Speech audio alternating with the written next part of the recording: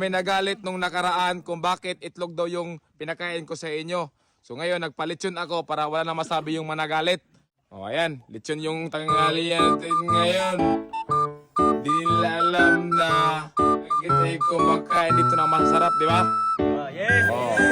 Yung ulam namin dito, manok, baboy, isa pagmamayabang yan. Sadyang nag-timing na talaga na itlog yung pinakita namin sa inyo.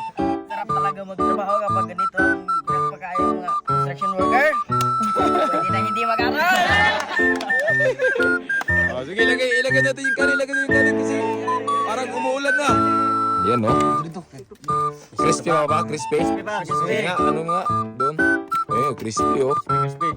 Yan. Oh, sige, huwag muna kayo kumain. Mag-pray muna tayo. Ikalat mo nga yung kanin. Ikalat mo yung kanin dito. Yan. Ayan, okay.